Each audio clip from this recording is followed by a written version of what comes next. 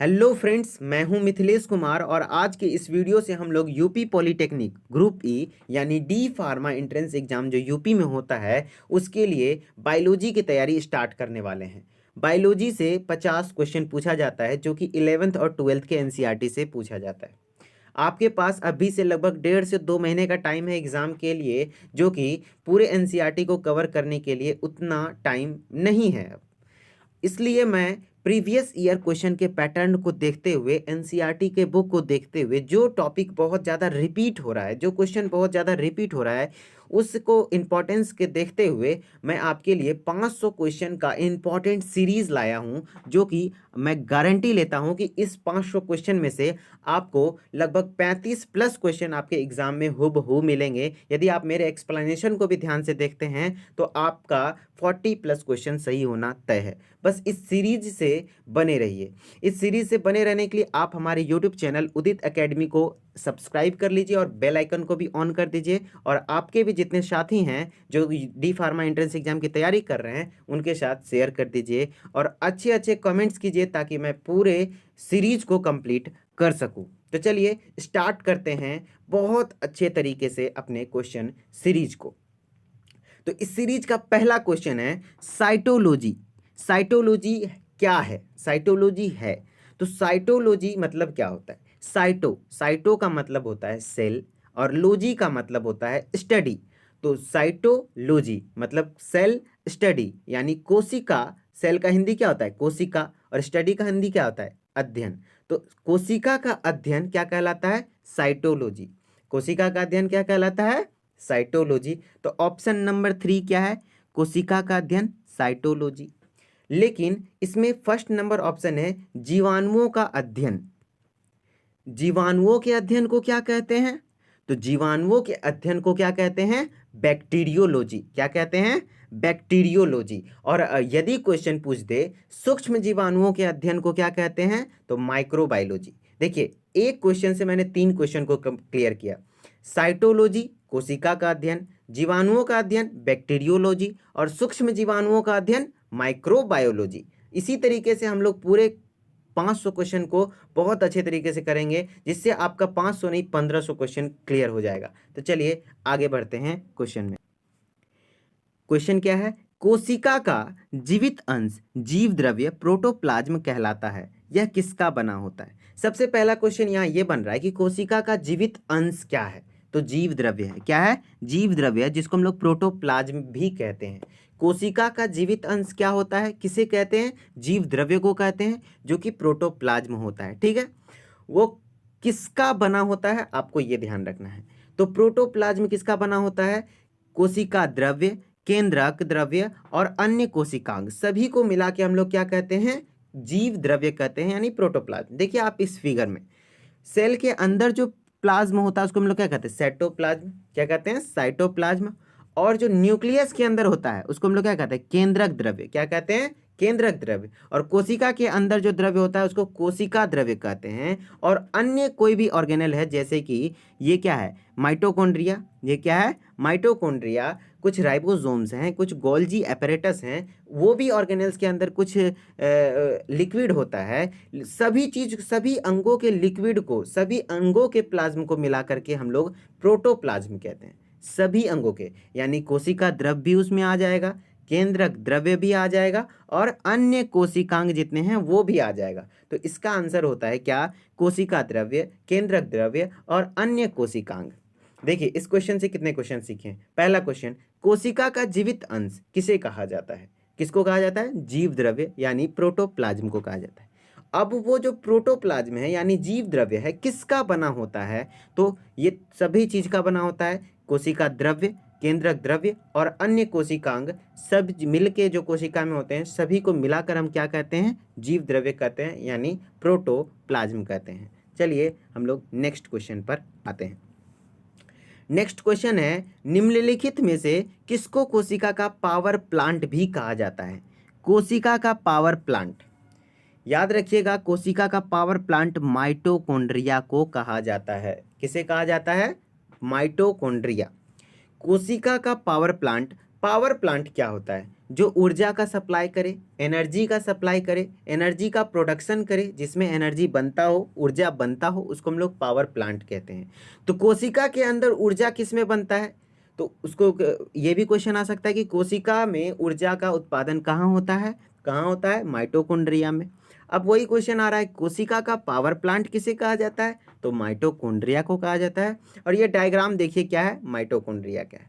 और माइटोकॉन्ड्रिया से रिलेटेड ये भी क्वेश्चन आते हैं कि इसमें जो डीएनए होता है वो किस टाइप का डीएनए होता है, क्योंकि माइटोकॉन्ड्रिया के अंदर क्या होता है? डीएनए पाया जाता है।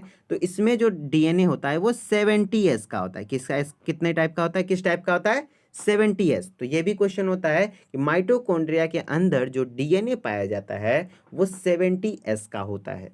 और यूकैरियोटिक कोशिका के अंदर जो डीएनए पाया जाता है वो 80S का होता है।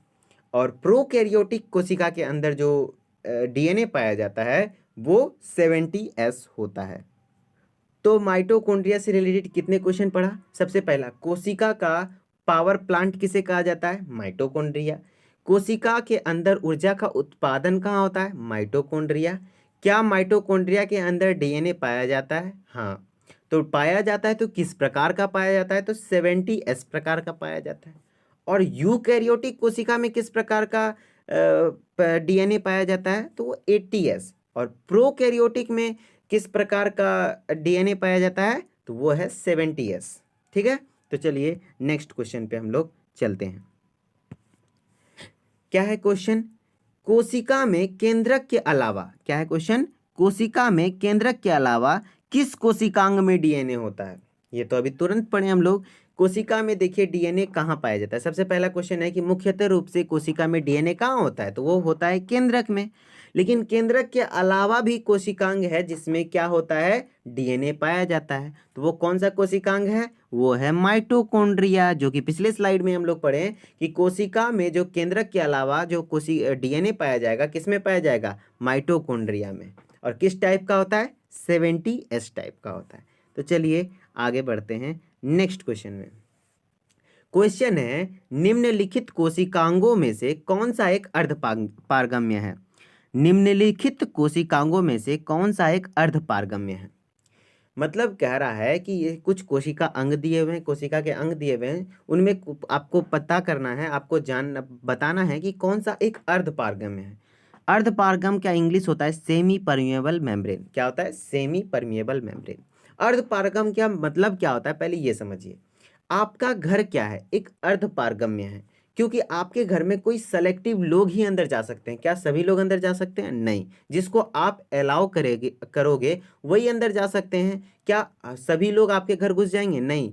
आप जिसके लिए गेट खोलोगे वही जाएगा। ठीक उसी तरीके से कोशिका के अंदर भी कुछ अंग होते हैं जो सभी को अंदर घुसने नहीं देते हैं। कुछ मॉलिक्यूल हैं, कुछ अणु हैं, सेलेक्टिव अणु होते हैं जिसको घुसने देते हैं। उसी को हम लोग क्या कहते हैं? अर्धपारगम्य कहते हैं। जैसे इस फिगर में देखिए क्या है, ये क्या है? दीवार है, उसमें कुछ छेद हैं जो कि छोटे छोटे से भी पास हो रहे हैं, लेकिन बड़े वाले जितने भी हैं वो पास नहीं हो पा रहे हैं, क्योंकि उनके लिए ये द्वार नहीं है। तो ये किस टाइप का हुआ? अर्धपारगम्य। तो क्वेश्चन क्या था, अब देखते हैं क्वेश्चन। निम्नलिखित कोशिकांगों में से कौन सा एक अर्धपारगम्य है? मतलब कौन सा एक कोशिकांग है जो कि अर्धपारगम्य है? तो इसका आंसर होगा कोशिका झिल्ली। कौन, क्या होगा आंसर? कोशिका झिल्ली। कोशिका झिल्ली जो होता है वो अर्धपारगम्य होता है, यानी सेमी परमिएबल नेचर का होता है। आपको ध्यान रखना है कि कोशिका झिल्ली किस नेचर का होता है? अर्धपारगम्य नेचर का होता है। चलिए नेक्स्ट क्वेश्चन पे हम लोग आते हैं। अनुवांशिकी यूनिट अर्थात जीन होते हैं। क्या होते हैं? क्या हो रहा है? अनुवांशिकी का यूनिट। सबसे पहला तो क्वेश्चन यही बनेगा कि अनुवांशिकी यूनिट किसे कहा जाता है, यानी अनुवांशिकी का इकाई किसे कहा जाता है? तो जीन को कहा जाता है। किसे कहा जाता है? जीन को कहा जाता है। और जीन की परिभाषा क्या है कि डीएनए के खंड को, यानी डीएनए के टुकड़ा को क्या कहते हैं हम लोग? जीन कहते हैं। तो पहला दो क्वेश्चन तो यहीं पे बन गया। क्या? अनुवांशिकी का यूनिट यानी अनुवांशिका का इकाई किसे कहा जाता है? जीन को। और जीन क्या है? डीएनए का खंड यानी टुकड़ा है। तो क्वेश्चन क्या है, पढ़ते हैं। अनुवांशिकी यूनिट अर्थात जीन होते हैं। केंद्रीय झिल्ली में नहीं, गुणसूत्रों में, जी हाँ, गुणसूत्रों में जीन पाया जाता है। किसमें पाया जाता है? गुणसूत्र में, जिसको हम लोग क्या कहते हैं? क्रोमोसोम। तो इस क्वेश्चन से हम लोग 3 चीज सीखे। अनुवांशिकी इकाई यानी अनुवांशिकी का यूनिट किसे कहा जाता है? जीन को। और जीन का मतलब क्या है? डीएनए का टुकड़ा यानी डीएनए का खंड। और जीन कहाँ पाया जाता है? तो गुणसूत्रों में पाया जाता है। किसमें पाया जाता है? गुणसूत्रों में, जिसे हम लोग इंग्लिश में क्रोमोसोम कहते हैं। क्या कहते हैं? क्रोमोसोम। चलिए नेक्स्ट वीडियो में हम, क्या है क्वेश्चन? न्यूक्लियस के बाहर डीएनए कहाँ मिलता है? फिर यही क्वेश्चन आया। न्यूक्लियस के बाहर यानी ये यदि कोशिका है तो कोशिका के अंदर ये क्या होता है? न्यूक्लियस। तो न्यूक्लियस में तो डीएनए होता ही है, न्यूक्लियस में तो क्या होता है? डीएनए होता ही है। लेकिन न्यूक्लियस के बाहर यानी केंद्रक के बाहर डीएनए कहाँ होता है? किस अंग में होता है? तो माइटोकॉन्ड्रिया, जो कि मैंने आपको पढ़ाया था। क्या? माइटोकॉन्ड्रिया, जिसके अंदर क्या होता है? डीएनए होता है। क्या होता है? डीएनए होता है। क्या होता है? डीएनए। और किस टाइप का होता है? 70s। किस टाइप का होता है? 70s। तो क्या है क्वेश्चन? न्यूक्लियस के बाहर डीएनए कहाँ मिलता है? तो आंसर क्या हो जाएगा? माइटोकॉन्ड्रिया। क्या आंसर हो जाएगा? माइटोकॉन्ड्रिया। आपको भूलना नहीं है कि न्यूक्लियस के अलावा भी डीएनए पाया जाता है, तो वो किसके अंदर पाया जाता है? माइटोकॉन्ड्रिया के अंदर। ठीक है, जिसको हम लोग पावर प्लांट यानी power house of the cell भी कहते हैं। ठीक है, तो चलिए हम लोग आगे बढ़ते हैं। क्वेश्चन है, डीएनए की द्विसूत्री संरचना का पता किसने लगाया था? द्विसूत्री संरचना, पहले हम लोग ये समझ लेते हैं द्विसूत्री संरचना क्या होता है। देखिए, ये है डीएनए का स्ट्रक्चर। ये क्या है? किस चीज का स्ट्रक्चर है? डीएनए का स्ट्रक्चर। यहां पे आपको 2 सूत्री दिख रहा होगा। कैसे? एक ये, ठीक, दूसरा ये, है ना? तो यहां पे कितना सूत्री हो गया? द्विसूत्री। तो यहीं से पहला तो क्वेश्चन यही बनता है कि डीएनए कैसा संरचना है? तो द्विसूत्री संरचना है, यानी एक ये होता है, दूसरा ये होता है। डीएनए कैसा है? द्विसूत्री संरचना है। और आरएनए क्या है? तो एकल सूत्री संरचना होती है। आरएनए क्या होती है? एकल सूत्री संरचना होती है। ठीक है, पहला तो ये क्वेश्चन लग गया। अब है कि डीएनए की द्विसूत्री संरचना का पता किसने लगाया था? किसने बताया कि डीएनए द्विसूत्री संरचना में है? तो वो साइंटिस्ट थे वाटसन और क्रिक। 2 साइंटिस्ट थे जिन्होंने मिलकर ये पता लगाया कि डीएनए का जो स्ट्रक्चर होता है वो कैसा होता है? Double helical. इंग्लिश में क्या बोला जाता है? डबल हेलिकल, यानी द्विसूत्री संरचना होता है। आरएनए कैसा होता है? एकल सूत्री संरचना होता है। और एक क्वेश्चन यहाँ से ये भी पूछा जाता है कि सबसे पहला जेनेटिक मटेरियल, सबसे पहला आनुवंशिकी पदार्थ कौन सा है? तो वो है आरएनए, ना कि डीएनए। सबसे पहला आनुवंशिकी पदार्थ कौन है? आरएनए। ठीक है, तो आपके इस वीडियो से क्या क्या क्वेश्चन बना? इस क्वेश्चन से क्या क्या क्वेश्चन बना कि डीएनए का कैसा संरचना होता है? तो द्विसूत्री संरचना होता है। आरएनए का कैसा संरचना होता है? तो एकल सूत्री संरचना होता है। ठीक है, और डीएनए में जो नाइट्रोजनस क्षार होते हैं, नाइट्रोजनस क्षार होते हैं, वो कौन कौन से होते हैं? तो एडेनिन होते हैं, थाइमीन होते हैं, गुआनिन होते हैं, साइटोसिन होते हैं, जिसको हम लोग ATGC क्या बोलते हैं? ATGC। एडेनिन थाइमीन से जुड़ता है, गुआनिन साइटोसिन से जुड़ता है। फिर से, ये जो द्विसूत्री संरचना है डीएनए का, इसमें 4 नाइट्रोजनस क्षार होते हैं। कितने नाइट्रोजनस क्षार होते हैं? 4। कौन कौन से? Adenine, thymine, guanine, cytosine. Adenine और थाइमीन द्विबंध से जुड़े होते हैं। कितने बंध से जुड़े होते हैं? द्विबंध से। और गुआनिन और साइटोसिन 3 बंधों से जुड़े होते हैं। कितने बंध से जुड़े होते हैं? 3 हाइड्रोजन बंध से। एडेनिन और गुआनिन के बीच किस टाइप का बंध होता है? हाइड्रोजन बंध। और कितना होता है? 2। और क्या कहते हैं, गुआनिन और साइटोसिन के बीच कितना हाइड्रोजन बंध होता है? 3। तो एक बार समराइज करते हैं। ठीक है, एक बार आपको समराइज करते हैं। डीएनए की संरचना कैसी होती है? तो कैसी होती है? द्विसूत्री संरचना होती है। कैसी होती है? द्विसूत्री संरचना होती है। और ये द्विसूत्री संरचना का पता किसने लगाया था? तो वाटसन और क्रिक ने। ठीक है, और आरएनए का संरचना कैसा होता है? एकल सूत्री संरचना होता है। और डीएनए में कितने नाइट्रोजनस क्षार पाए जाते हैं? तो 4। कौन कौन से? Adenine, thymine, guanine, cytosine. Adenine किससे बंध बनाता है? थाइमिन से। और कितना बंध बनाता है? 2। कौन सा बंध बनाता है? हाइड्रोजन बंध। गुआनिन साइटोसिन से कितना बंध बनाता है? 3। कितना बंध बनाता है? 3। और कौन सा बंध बनाता है? हाइड्रोजन बंध बनाता है। ठीक है, तो इस क्वेश्चन से देखिए कितने सारे क्वेश्चन क्लियर हुए। बस आप लगातार इस पूरे वीडियो को देखते रहिए, आपके बहुत सारे कॉन्सेप्ट क्लियर हो जाएंगे क्वेश्चन के ही माध्यम से। बस 2 से 3 बार आप वीडियो को एग्जाम तक में देख लीजिएगा। ठीक है, चलिए आगे बढ़ते हैं। फिर क्वेश्चन है, डीएनए के 2 स्ट्रैंड्स बंधे होते हैं। 2 स्ट्रैंड मतलब वही द्विसंरचना हुआ, एक स्ट्रैंड ये, एक स्ट्रैंड ये। 2 स्ट्रैंड जो आपस में बंधे हुए हैं वो किससे बंधे हुए हैं? किसके मदद से? तो हाइड्रोजन बंध की मदद से। अभी तो मैंने तुरंत समझाया ना। देखिए ये है, ये है, ये है, तो ये दोनों जो यहाँ पे जो नाइट्रोजनस बेस यानी नाइट्रोजनस क्षार हैं जो आपस में जुड़े हुए हैं वो किसके माध्यम से जुड़े हुए हैं? हाइड्रोजन बंध के द्वारा। किसके माध्यम से? हाइड्रोजन बंध के द्वारा। किसके माध्यम से जुड़े हैं? हाइड्रोजन बंध के द्वारा। ठीक है, तो ये भी क्वेश्चन क्लियर है।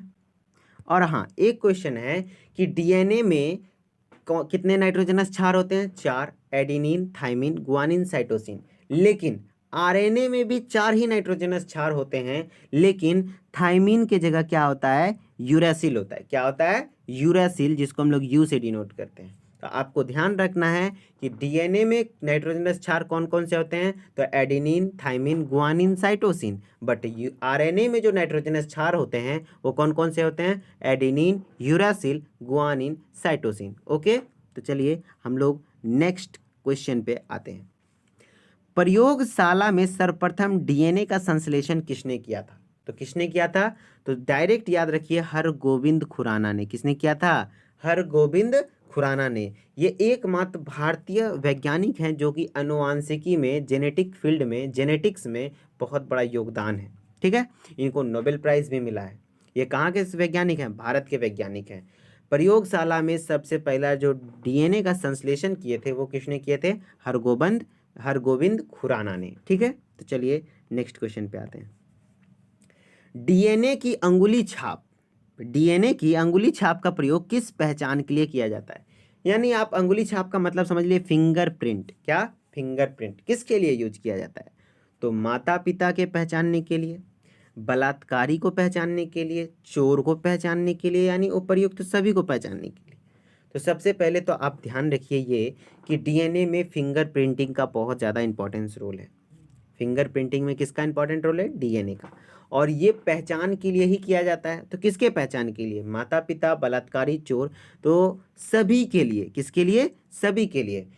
जैसे कि ये अक्सर ऐसा मामला होता है, यदि कोई पत्नी, ये थोड़ा सा ह्यूमरस हो सकता है आपके लिए सुनना, कि यदि कोई पत्नी है जो कि पति है, ठीक है, पति यदि नौकरी करने गया हुआ है तो उसकी पत्नी घर पे है और उसकी पत्नी या को उसकी पत्नी पर उसके पति को शक है। ठीक है, उसके पति को क्या है? अपनी पत्नी पे शक है और वो तो नौकरी कर रहा है, इधर कहीं पत्नी दूसरी जगह नौकरी कर रही हो, तो क्या होगा? बच्चा तो पैदा हो गया, लेकिन पति को हो जाएगा शक कि भाई ये पति है भी, मेरा बच्चा है भी कि नहीं। तो वो क्या करवाएगा? डीएनए टेस्ट करवाएगा। तो अगर जो दोनों का डीएनए मैच कर जाएगा तो भाई माता उनके उसके पति संतुष्ट हो जाएंगे, खुश हो जाएंगे कि नहीं ये मेरा ही प्रोडक्ट था। यानी बलात्कारी को भी पहचानने के लिए फिंगरप्रिंट से किया जाता है, चोर को भी पहचानने के लिए। तो ये काफ़ी मामूली सा, आम लाइफ में भी ये क्वेश्चन पूछा जाता है कि डीएनए का जो फिंगरप्रिंट है किसके लिए प्रयोग किया जाता है? तो माता पिता को भी पहचानने के लिए, बलात्कारी को पहचानने के लिए, चोर को पहचानने, सब के लिए किया जाता है। ठीक है, तो चलिए हम लोग आगे क्वेश्चन में बढ़ते हैं। क्या है? पुरुष में पुरुषत्व के लिए कौन सी गुणसूत्र संयोजन उत्तरदायी होती है? यानी पुरुष में किस टाइप का गुणसूत्र का संयोजन होता है? तो सबसे पहले मैं आपको बता दूं कि पुरुष का जो युग्मक है वो क्या है? स्पर्म है। क्या है? स्पर्म है, जो कि शुक्राणु, हिंदी में क्या कहते हैं? शुक्राणु है। शुक्राणु में 2 तरह के गुणसूत्र पाए जाते हैं। कितने तरह के? 2 तरह के। एक होता है एक्स। क्या होता है? एक एक्स, दूसरा वाई। क्या होता है? एक्स या तो वाई। ठीक है, क्या तो होगा, या तो एक्स या तो वाई। और ये है एग, क्या है, एग, जो कि महिला का युग्मक होता है, अंडाणु। अंडाणु में क्या होता है, दोनों एक्स एक्स ही होता है। क्या होता है, एक्स एक्स ही होता है। तो यहाँ देखिए शुक्राणु से जो या तो वाई आएगा या तो एक्स आएगा, लेकिन जो महिला से आएगा अंडाणु, उसमें हर समय क्या होगा, एक्स ही होगा। क्या होगा, एक्स ही होगा। पुरुष में क्या है, एक्स वाई दोनों हैं, महिला में एक्स एक्स सिर्फ है। ठीक है, तो देखिए पुरुष में वाई भी आ सकता है, एक्स भी आ सकता है, महिला में एक्स ही है, एक्स ही है। यदि एक्स और वाई मिलेगा तो लड़का बन जाएगा। क्या बन जाएगा, लड़का। और एक्स एक्स मिलेगा तो लड़की बन जाएगी। ठीक है, तो अब इस क्वेश्चन को डील कीजिए। पुरुष में पुरुषत्व के लिए कौन सा गुणसूत्र संयोजन उत्तरदायी होता है, तो एक्स वाई। कौन सा होता है, एक्स वाई। और एक्स एक्स किस में होता है, तो महिला में होता है। ठीक है, तो चलिए हम लोग नेक्स्ट क्वेश्चन पे आते हैं। फिर से इस टाइप का ही क्वेश्चन है। मनुष्य में कौन से क्रोमोसोम के मिलने से बालक का जन्म होता है। बालक का जन्म कौन सा से होता है, तो पहला ऑप्शन देखिए, ऑप्शन बहुत ज़्यादा कॉम्प्लिकेटेड सेट हुआ है, लेकिन आपको ध्यान से सुनना है। पुरुष का एक्स और स्त्री का वाई। यहाँ पे आदमी मार देगा, एक्स वाई हो रहा है लड़का, लेकिन आपको ध्यान रखना है कि पुरुष में पुरुष का एक्स और स्त्री का वाई, क्या स्त्री में वाई होता है, नहीं ना, तो ये ऑप्शन गलत। चलिए दूसरा, पुरुष का एक्स और स्त्री का वाई, ऑप्शन लगता है मैच कर गया है। पुरुष का एक्स, ये भी नहीं होगा। चलिए तीसरा, पुरुष का वाई और स्त्री का एक्स, ये हो सकता है। क्यों, क्योंकि पुरुष में एक्स और वाई दोनों पाए जाते हैं, तो पुरुष से वाई आ गया, स्त्री में तो एक्स पाया ही जाता है, तो स्त्री का एक्स हो गया। तो इस तरीके से लड़का का जन्म हो जाएगा। क्यों बोला है, बालक का जन्म होना है, तो एक्स और वाई मिल गया, पुरुष का वाई और स्त्री का एक्स, तो आंसर क्या हो जाएगा, पुरुष का वाई और स्त्री का एक्स। देखिए दोनों वाई तो हो ही नहीं सकता है। ठीक है, तो यदि आप यही क्वेश्चन रहता कि किसके मिलने से बालिका का जन्म होता है, तो क्या आंसर होता, पुरुष का एक्स और स्त्री का भी एक्स। ठीक है, क्योंकि स्त्री से हमेशा क्या आएगा, एक्स ही आएगा। ठीक है, तो इस बार इस क्वेश्चन को फिर से एक बार समराइज करता हूं मैं। देखिए क्या होता है, मानव में दो लिंग है, एक स्त्रीलिंग पुल्लिंग। पुल्लिंग यानी पुरुष, स्त्रीलिंग यानी महिला। पुरुष का जो युग्मक है स्पर्म है, शुक्राणु है, उसमें दो टाइप के होते हैं, एक्स और वाई। लेकिन महिला का जो एग है यानी अंडाणु है, उसमें एक ही टाइप का होता है, एक्स एक्स ही होता है। ठीक है, इससे स्पर्म से वाई भी आ सकता है, एक्स भी आ सकता है, लेकिन एग से एक्स ही जाएगा। ठीक है, फिर क्या होगा, या तो एक्स एक्स वाई से मिल जाएगा, या तो एक्स एक्स से मिल जाएगा। यदि एक्स वाई से मिला तो लड़का बन जाएगा, एक्स वाई, और एक्स एक्स हुआ तो लड़की बन जाएगी। और याद रखिएगा, लड़का थोड़ा ज़्यादा वैरायटी खोजता है, इसी कारण से आपको ट्रिक याद नहीं रहता है, तो आप ऐसे भी याद रख सकते हैं, लड़का थोड़ा ज़्यादा वैरायटी खोजता है। ठीक है, तो आप समझ गए होंगे क्या वैरायटी खोजता है, तो एक्स और वाई। लड़की भाई एक में ही खुश रहती है, तो एक्स एक्स। ठीक है, तो इस तरीके से भी आप याद रख सकते हैं। तो चलिए नेक्स्ट क्वेश्चन पे आते हैं। एड्स मानव प्रतीक्षाहीनता विषाणु एचआईवी के द्वारा होता है। जी हाँ, सबसे पहला क्वेश्चन तो यही बन जाता है कि एड्स किसके द्वारा होता है, तो एचआईवी वायरस के द्वारा होता है। किसके द्वारा होता है, एचआईवी वायरस। देखिए ये फोटो क्या है, एचआईवी वायरस का फोटो है। ठीक है, एचआईवी का फुल फॉर्म क्या होता है, ह्यूमन इम्यूनो डेफिशिएंसी। क्या होता है, ह्यूमन इम्यूनो डेफिशिएंसी वायरस होता है। ठीक है, एड्स जो मानव प्रतीक्षाहीनता विषाणु किसके द्वारा होता है, एचआईवी के द्वारा होता है। एचआईवी का स्ट्रक्चर, पहले क्वेश्चन देख लेते हैं, एचआईवी क्या है। ठीक है, किस टाइप का विषाणु है, तो ये एक रेट्रो वायरस है। रेट्रो वायरस वो होता है जिसका आनुवांशिक पदार्थ यानी जेनेटिक मटेरियल क्या हो, आरएनए हो। यदि आप गौर से देखिएगा इस स्ट्रक्चर में, तो देखिए क्या लिखा हुआ है, आरएनए। यानी एचआईवी में जो आनुवांशिक पदार्थ है वो क्या होता है, आरएनए होता है। क्या होता है, आरएनए होता है, जो कि एकल के सूत्री है। मैंने पीछे भी क्वेश्चन में पढ़ाया कि आरएनए कैसा होता है, एकल सूत्री होता है। इस कारण से एचआईवी वायरस को हम लोग क्या कहते हैं, रेट्रो वायरस कहते हैं। और इसके बाहरी पे जो स्किल जैसा लगा हुआ है वो क्या होता है, ग्लाइकोप्रोटीन होता है। क्या होता है, ग्लाइकोप्रोटीन होता है। तो आपको ध्यान रखना है कि एचआईवी वायरस जो है वो किस टाइप का वायरस है, रेट्रो वायरस। क्यों कहा जाता है रेट्रो वायरस, क्योंकि इसमें जो आनुवांशिक पदार्थ है वो क्या है, आरएनए है। चलिए नेक्स्ट क्वेश्चन। जंतुओं में होने वाले फुट एंड माउथ रोग किसके कारण उत्पन्न होती है? याद रखिएगा, फुट एंड माउथ रोग, पहली बात तो ये याद रखना है किस में होता है। क्या इंसान में होता है? नहीं, इंसान में नहीं होता है। ये रूमिनेंट्स में होता है, यानी घास चरने वाले जीव में होता है, जैसे कि गाय, भैंस, बकरी, भेड़, गधा, घोड़ा, इस सब में होता है। ठीक है, फुट एंड माउथ रोग, देखिए इस टाइप का कुछ फुट एंड माउथ रोग होता है। तो ये आखिर होता किसके कारण है? ठीक है, जीवाणु के कारण, कवक के कारण, प्रोटोजोआ के कारण या विषाणु के कारण? तो आपको बता दें कि फुट एंड माउथ रोग विषाणु के कारण होता है। किसके कारण होता है? विषाणु के कारण होता है, और ये बहुत जल्दी फैलता भी है। ठीक है, तो इस फिगर में आप देख के जान सकते हैं कि फुट एंड माउथ रोग कैसा होता है। पहला क्वेश्चन आपको इससे ये ध्यान रखना है कि फुट एंड माउथ रोग किस में होता है? तो घास चरने वाले जीव में होता है, जैसे कि गाय, भैंस, बकरी। और किसके द्वारा होता है? तो विषाणु के द्वारा उत्पन्न होती है। किसके द्वारा उत्पन्न होती है? विषाणु के द्वारा उत्पन्न होती है। ठीक है, तो यदि आपको ये सीरीज अच्छा लगा तो आप अच्छे अच्छे कमेंट्स कीजिए, और आप ये ज़रूर लिखिए कि आप आगे का सीरीज चाहते हैं या नहीं, और क्या आप केमिस्ट्री के का भी इस टाइप का सीरीज चाहते हैं, फिजिक्स का भी चाहते हैं, मैथ का भी चाहते हैं। तो आपके लिए एक बेसिक सॉल्यूशन नाम का कोर्स है, उदित फार्मेसी क्लासेस। कौन सा है?